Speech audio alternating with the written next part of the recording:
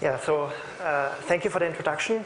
My name is Sebastian. I'm a PhD student in information security, and in my talk I want to discuss ethical considerations in security research. So, as we all know, in information security it's sometimes great fun to sometimes think like the bad guys and find vulnerabilities that allow us to let the system behave in a way it wasn't intended to do, or extract data that wasn't intended to be revealed, and so on. And in fact, that's why we're here in Hamburg these days. But there is one question that arises. Is it our duty to think about ethics of our actions in information security research? And this year's Congress motto is "Not my department." That's from a satirical song on Werner von Braun's attitude towards the consequences of his work for Nazi Germany. He built the V2 rocket, and it says, "Once the rockets are up, who cares where they come down? That's not my department."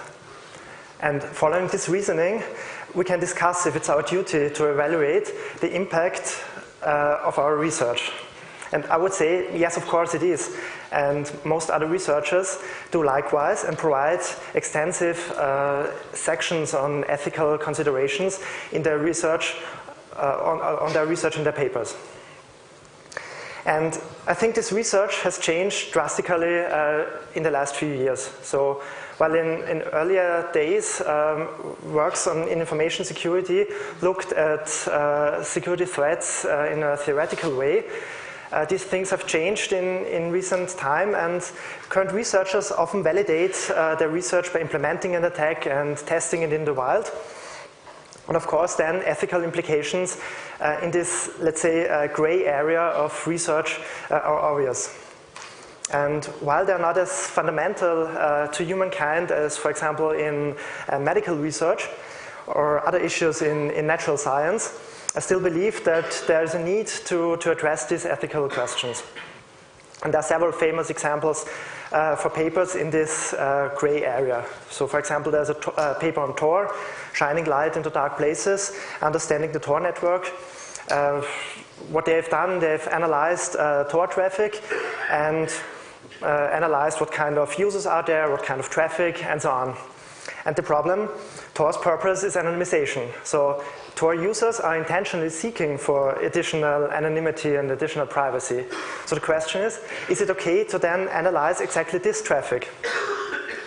And I think sometimes it's difficult to determine where to draw this line that should not be crossed. So the discerning factor between the white hats and the black hats.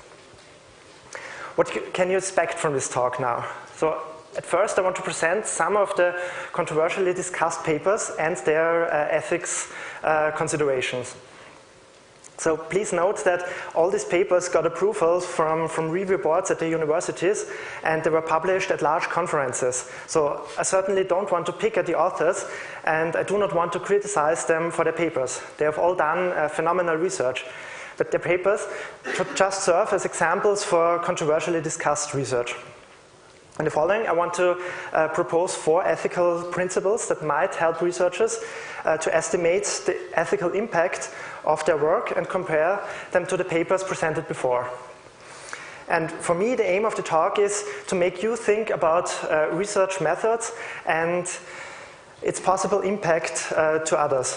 And then maybe stimulate a discussion about research ethics in general in our community. And I don't have definite answers, and I strongly believe that there's still plenty of room for discussion. And at least in Europe, the whole situation is somewhat unsatisfying. So unlike in the US, where all the large universities have their IRBs, the institutional review boards, where researchers can check their research proposals before they do their work, we don't have them in Europe. And that's a problem because large conferences, mostly in the US, often require exactly this IRB approval for acceptance of these papers in this gray area. So it's difficult for European universities to do research in exactly this area. So let's begin with a short presentation of these controversially discussed papers. The first one I want to discuss is spamalytics. an empirical analysis of spam marketing conversion. So the idea of this research is very easy to explain. The researchers have broken into a spam sending botnet and analyzed it, and then manipulated some of the messages in a way that the receiver's actions, such as clicking on these spam links and buying some stuff, is trackable for the researchers. That's of course fascinating research and very interesting results, no question. But is this ethical research? And we'll now have a look at the authors' arguments.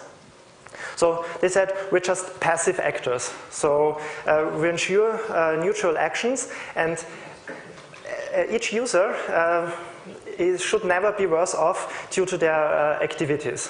So they just observed everything, what happens on the server, manipulated some messages, and when they were manipulated, then the user wasn't worse off because they removed the links to the spam buying websites and had their own website where they told the user that this is a spam message. So that sounds fair, right? Next one is your botnet is my botnet, analysis of a botnet takeover. So it's a fascinating story about a botnet that was overtaken by researchers for analysis purposes. And of course, the authors had to deal with the ethical questions, such as if it's unethical to break into a botnet. And they argued like this. So they operated the botnet they have overtaken in such a way that the harm to the user, or to victims, will be minimized. And they collected enough information to later enable a notification of affected users. So they wanted to inform users afterwards. So they minimized harm, they informed the owners of infected machines afterwards, so seems ethical. Next one is Pharma Leaks. It's quite new, it's from summer 2012. It analyzed the underground economics of affiliate networks for pharma products on the web with the help of leaked data. So this leak was in form of database dumps that were mainly driven by a competition of criminal organizations. So there were two different affiliate networks for pharma products, and one hacked the other and released a database dump with all the information. And yeah, it was leaked to the public, and the researchers took this data and analyzed how these affiliate networks work. And yeah, the researchers had an ethics section in their paper, and they knew that the data was gathered by illegal means, and so they justified their research with reasoning about harm. So they said, at the time of research, all the data was already in the wild. So in fact, they couldn't create any new harm because everything was known before. And the last paper I want to present is the internet for porn? Well, at least this guy thinks to know the answer, the Tracky monster. This paper analyzes the economics behind traffic trading networks for porn websites. And the authors even actively participated in this business by setting up their own website and earned money with their website. So they had a section about ethics. And let's see the arguments. They said clearly the question arises if it's ethical to participate in this traffic trading, and we believe that realistic experiments are the only way to estimate the success rate. And then they said we didn't withdraw any funds of the trading account, so they didn't take the money they earned from the website. They were pretty successful, by the way. So up to now, we have seen recent publications and the authors' arguments on why they think their research is ethical. And I now want to discuss some fundamental ethical principles and compare them to the introduced papers and their arguments on research ethics. So a seemingly straightforward principle is that researchers should not actively harm others. So, for example, writing your own malware and testing it in the wild is obviously a bad idea. But let's first have a look at another science area with a long history of research ethics, medical research. What you can see in this slide is a picture from one of the most important cases of ethics in medical science. It's the so-called Tuskegee syphilis experiment. It started in 1932 and aimed at analyzing the spread and the possible treatments for syphilis. And in 1947, penicillin was found to be a very effective treatment for syphilis. But nevertheless, this experiment continued for over 25 years. After it then was shut down in the early 70s. And during these 40 years of runtime, patients were not informed about available treatments, and no precautions were taken that patients do not infect others. And they were also actively given false information regarding the treatment. And today it's obvious that such a study is unethical. So doctors are not only not allowed to withhold information about effective treatments, but they also have to explain patients about the study design. So today, lines that should not be crossed in medical research are well defined, and possible impact of unethical research is known in detail through a large number of research scandals. So medical research directly affects human lives. But what about our field? What could possibly go wrong in information security research? Well, I believe that the differences to medical research are quite obvious. Our research, if performed unethically, can still have a dramatic impact on the involved people. I have an example. It's not quite academic, but still it shows, or it can show the impact of unethical studies in a very drastic way. And that's the Craigslist experiment. It was a fake, a hoax ad on Craigslist, was posted by someone under the name of a woman. It was sexually very explicit, and well, more than 100 men responded, not only by their names, but they sent pictures, sent their mail addresses, even corporate mail addresses, phone numbers and everything. And the guy who set up this ad just collected everything and put it on his blog and said, hey, people trust each other on Craigslist. And that's a very interesting result. And of course, the results are immense. So there were divorces, there were firings, there were lawsuits, and so on. So as you can see, it can still have a dramatic impact on involved people's life if we do our research in an unethical way. The second principle is do not watch bad things happening. So in real life, there's even the term non-assistant of a person in danger. So for instance,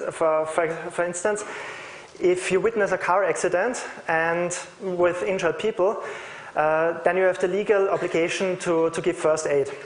And at first glance, it seems as obvious as do not harm users actively. So to do not watch bad things happening. But let's have a look at two of the previously introduced papers. So there was the Spamalytics paper. They were breaking into a spam sending botnet and analyzed what's happened there. So they said, yeah, we were just passive actors. But passive actors, in the end, means watching without helping. So the authors argued that they manipulated some of the spam messages and that they have done good things. So that no one is worse off than without their research. However, the researchers did not prevent that still millions of spam messages are sent over this botnet. And they knew which computers were infected, and they simply watched and informed people afterwards. So in a real-life analogy, it would be like you're a researcher and want to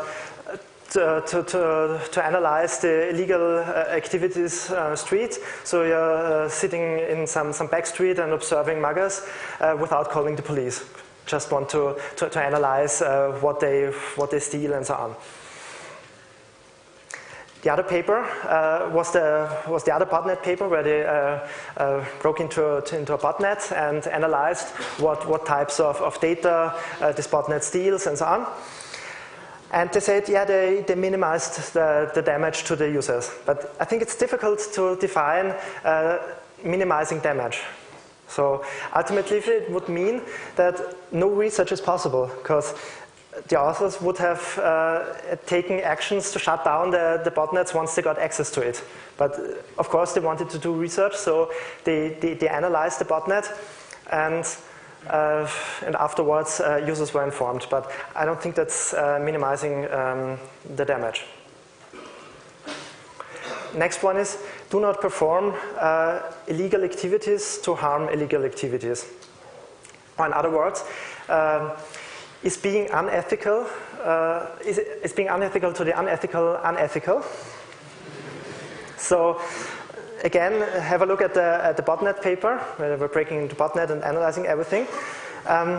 Consider some legal botnet. For example, SETI at home. So they were doing good things, searching for extraterrestrial life. And breaking into a legal botnet, like SETI at home, would be unethical, right? But does this feeling change if the botnet is malicious?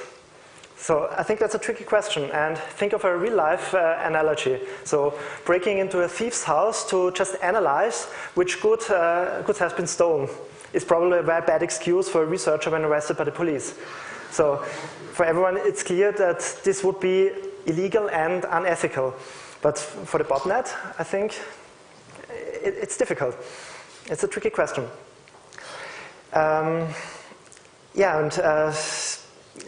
Even no argument of self-defense can be made in the case of the botnet. So they actively were broken into this botnet and analyzed it. They weren't victims of this botnet. The other paper is, I want to discuss, is the PharmaLeaks paper, so where they analyzed the database dump that was leaked. And they say, okay, it was already in the wild, and consequently we can't create any new harm because everything was known before. And that's a classical statement of defense. So we can use illegal data because others have done it as well. Or in other words, I was just following the rest of the group. Or Alice and Bob got caught doing the same thing and nothing happened to them, so it's okay to also do this. The problem is, does this really make your research ethical or more ethical? So if something is wrong and you know it is wrong, is everyone does it this way ever a relevant defense for these actions? I don't think so. And the last principle I want to discuss is do not conduct undercover research. Question why? Problem is, for normal undercover work, you need cooperation with law enforcement. So law enforcement has clear rules defining which actions in undercover work are permitted and which are not. And for some investigations, you need the cooperation with the law enforcement. So for instance, if you want to become a member of a group of criminals, you often have some form of joining ritual. So where you have to commit some crime to prove your ability. And this can only be done by undercover worker if they have the cooperation with law enforcement that allows them to do such things. And in research it's difficult. So you can't, for example, if you're a researcher and want to try to understand the market mechanisms of local drug dealing, you can't just go out and simply sell drugs at different prices and different quality and then figure out price elasticity, for example, or ways to disturb this illegal market. Besides the risk of being shot by some other drug dealers, of course it would be illegal to do so. And similar to testing illegal drug markets would be, for example, buying a botnet or buying stolen credit cards. And this might have to be at least considered as unethical, since bad guys receive money from you with your research. And that's exactly the same in this paper where they analyzed this traffic trading for porn websites. So their argument is that we believe that realistic experiments are the only way to estimate the success rates of attacks in the real world. So they said, yeah, we had to do it in that way. But this reasoning doesn't solve the actual problem of unethical research. So we had to do it this way. That's not true. So nobody forces you to perform some specific research experiment. You can also always do some other research with maybe other results or results in lower quality, but still you can do some other research. So the introduced paper clearly is undercover work and could lead to problematic situations regarding ethics. For example, they made a lot of money with this website, and then there was this question if they can take this money or if they should leave this money with the bad guys that provide these trading websites.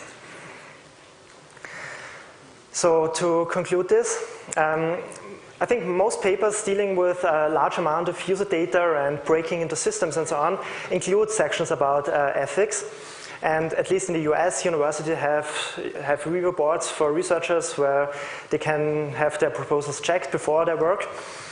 Well, in Europe, it's a totally different situation. So I believe that the community is well aware of the ethical questions within their field. However, as we've seen in this talk, I think it's very, very difficult to fulfill even the most fundamental ethical principles.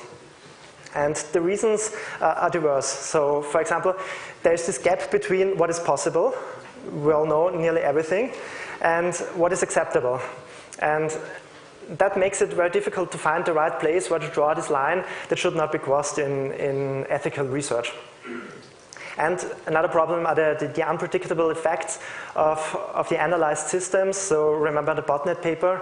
So they were breaking into the command and control server, and this is a complex system, and in most cases, of course, undocumented. So it's difficult to calculate the impact of your actions that then later could harm users, even if you didn't intend to do so. And even if you're a passive observer, then you always have the problem of watching without helping, so that you have the possibility to do something, and you don't do it because you want to do the research. So I believe that these questions will be continued to be discussed in the future, and hopefully will lead to some similar ethical standards as we have in natural sciences, and some more review boards and some of these constitutions in Europe. So thank you for your attention.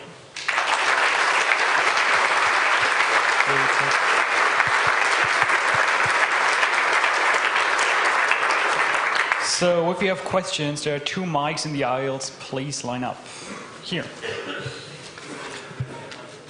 Could it be that the classical ethics is dead?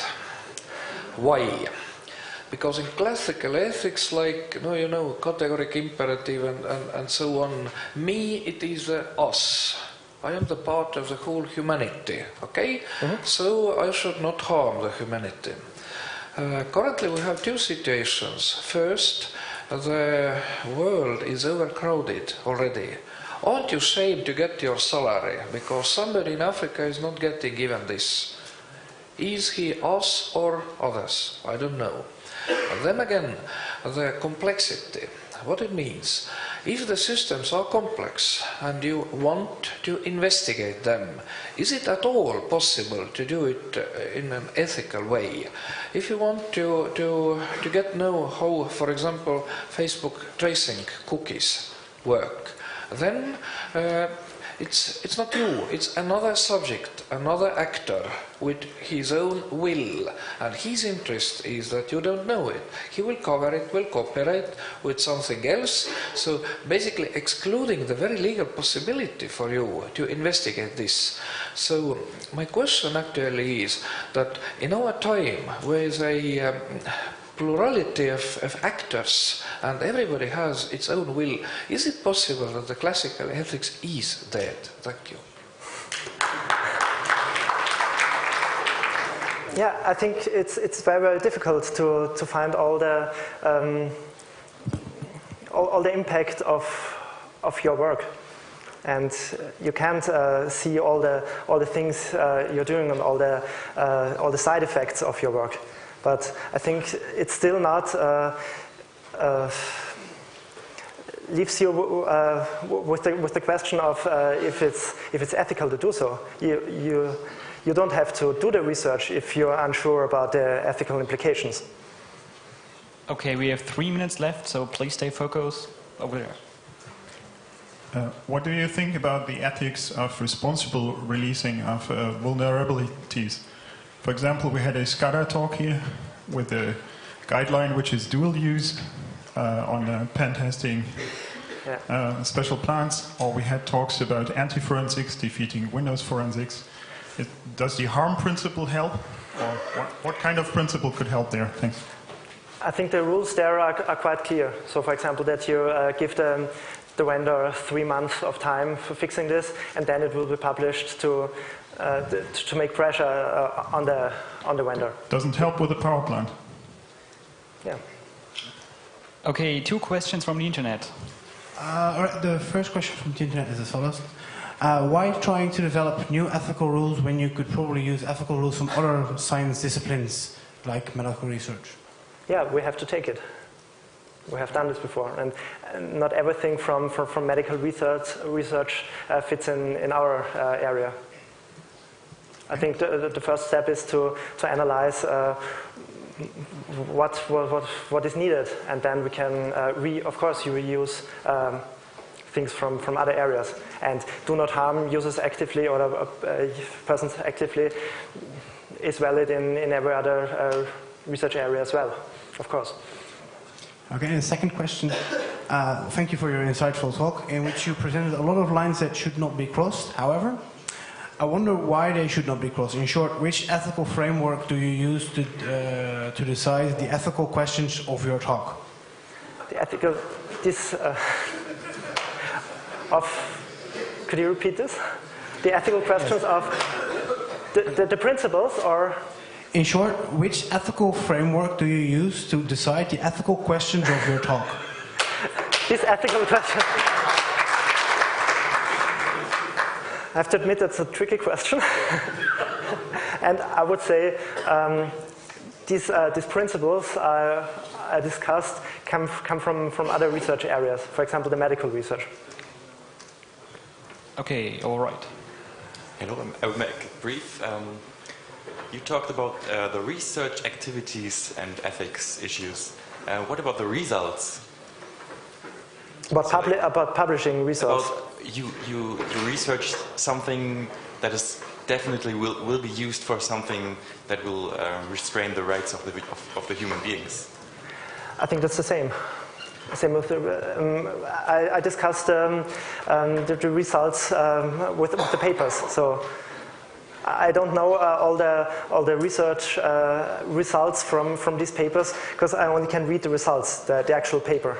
No, but you talked about ethical questions within the phase. Yeah, but within the results, I can only read the paper and see what they have done, and that's the thing that makes the impact. Okay, the left. Don't you think it's a little bit short-sighted and counterproductive to be blaming thousands of researchers instead of blaming the people who are creating insecure systems in the first place?